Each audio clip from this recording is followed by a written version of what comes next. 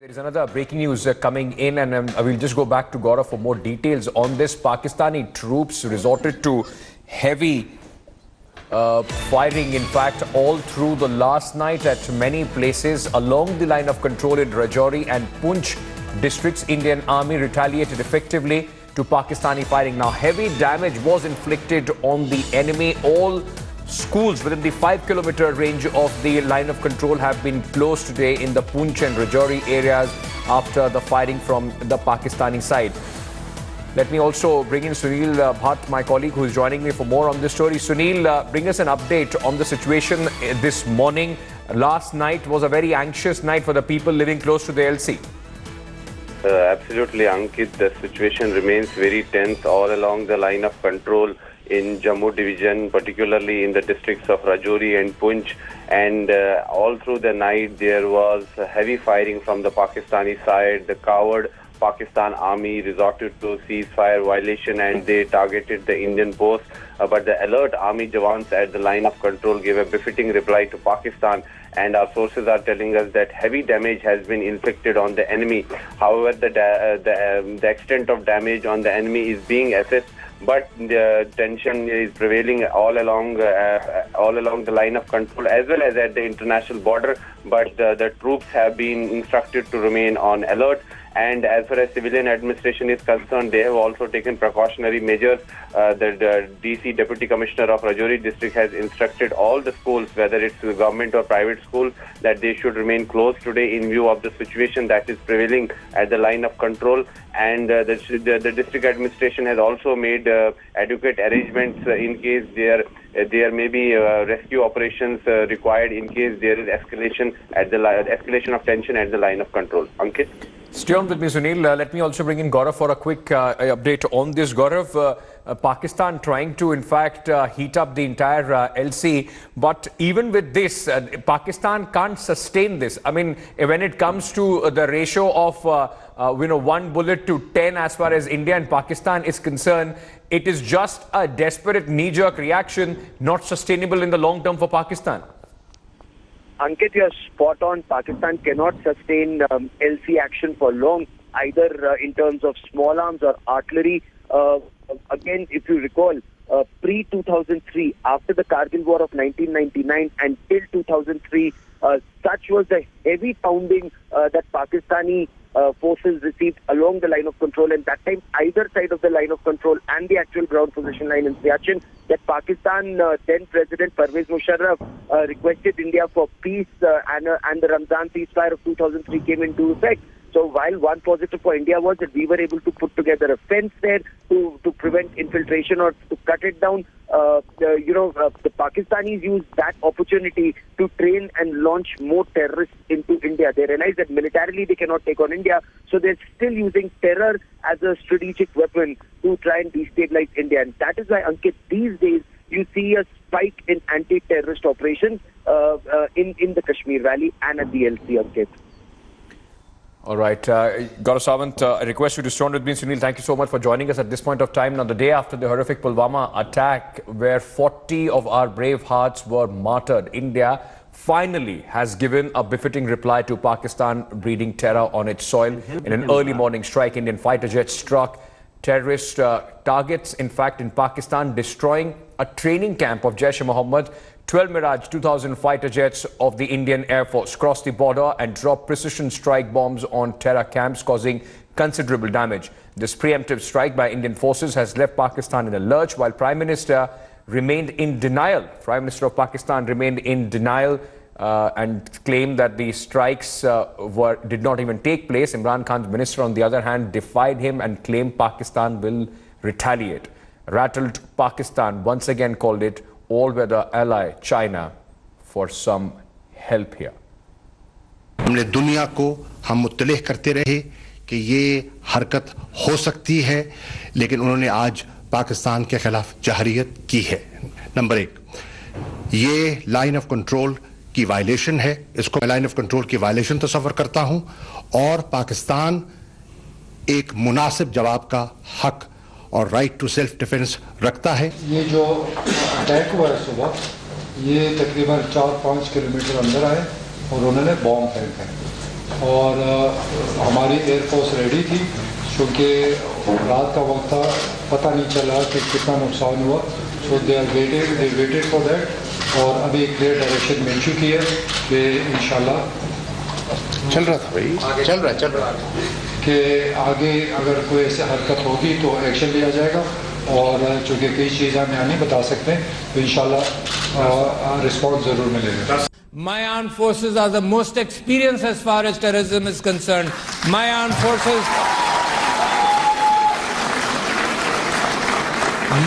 forces can teach the world how to handle it. They've laid down their lives of doing this. So let nobody in the region or anywhere else even think about the fact they can harm my country.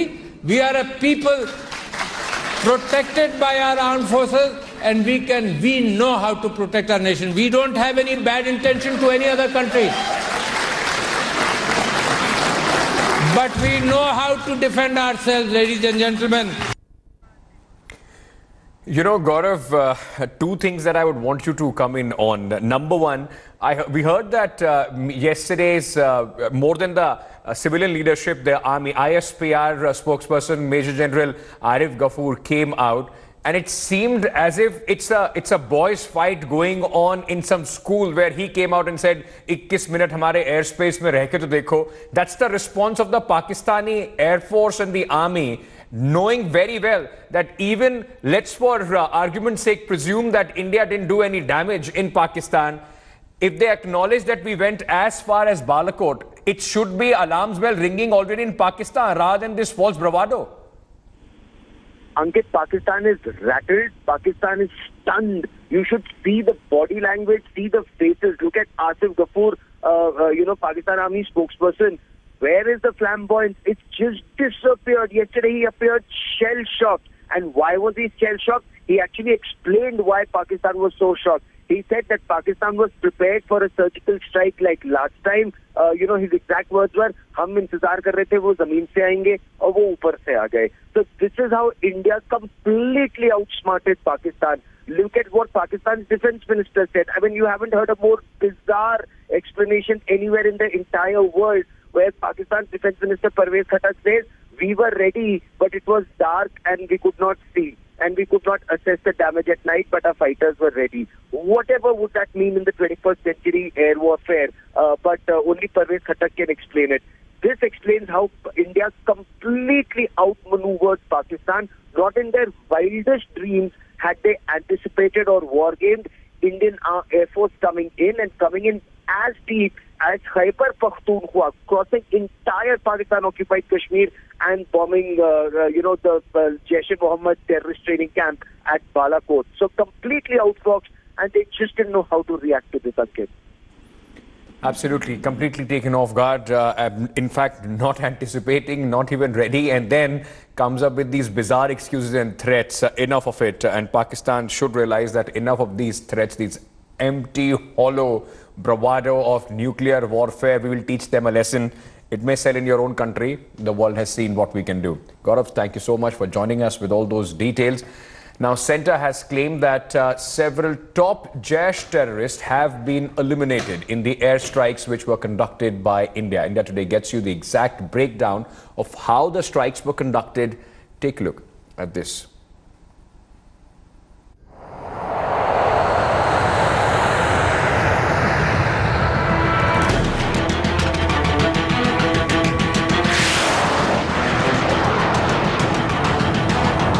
A little after 3 a.m., 12 Mirage fighter jets take off from the Indian Air Force base in Gwalior.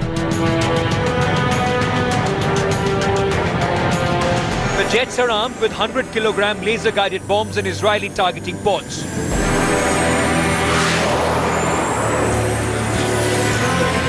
Around the same time, a mid-air refueling tanker takes off from Agra, an early warning jet from Bhatinda, and a heron surveillance drone from an undisclosed secret airfield.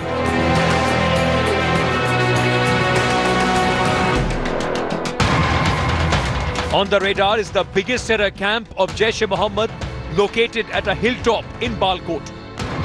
1,000 kilometers from Gwalior, 50 kilometers from the line of control, deep inside Pakistan's Khyber Pakhtunkhwa province. The mission was one objective: take out the terrorists at the camp headed by Maulana Yusuf Azhar, the brother-in-law of Maulana Masood Azhar. Yusuf, incidentally, was one of the terrorists who hijacked the Indian airline flight and took it to Kandahar in 1999.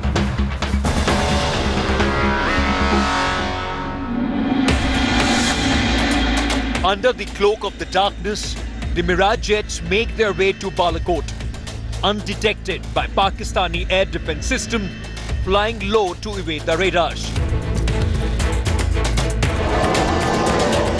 Once the target is in sight, the two jets draw out the enemy aircraft that has detected the invaders, while the third launches the attacks.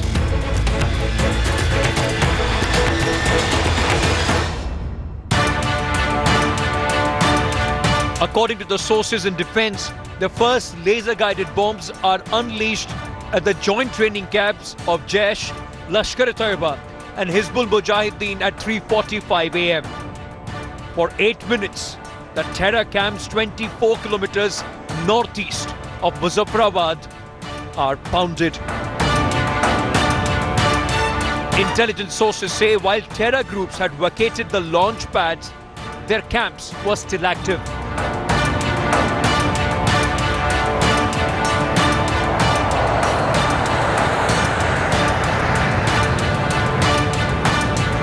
Around the same time, jets took out training camps in Muzaffarabad. At Chakoti, between 3:58 and 4:04 a.m., an operation that lasted 21 minutes.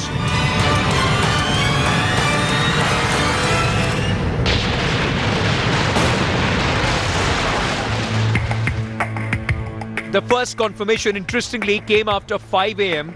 from Pakistani side. The Pakistani army claimed their aircraft had scrambled, forcing the Indian jets to retreat after dumping the payload, a euphemism for bombs. It took another 6 hours for the confirmation to come from the Indian side, and it was the External Affairs Ministry that did the job, clearing all doubts. In this operation, a very large number of Jaish-e-Mohammed terrorists, trainers, senior commanders, and groups of jihadis who were being trained for Fidaiin action were eliminated. With the airstrike on the terror camp in Balakot, India has taken a decisive turn in its war on terror. New Delhi has made it clear to the world India will not take Pak-sponsored terror lying down. Now the big question is whether Islamabad will learn its lessons. With inputs from Gaurav Sawant, Shiv Arur and Manjeet Negi, Abhishek Bhalla in Delhi for India Today.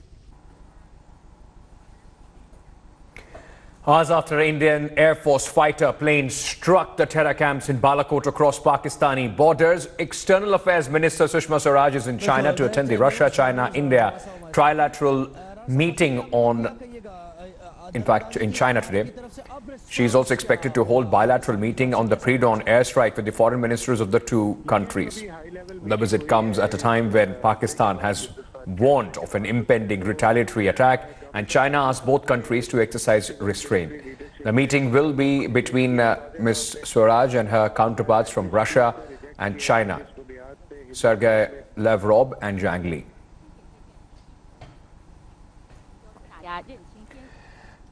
India's airstrike on Jaish-e-Mohammed terror camp deep inside Pakistan has opened a new chapter in its war on terror, even as Pakistan continues to be in denial.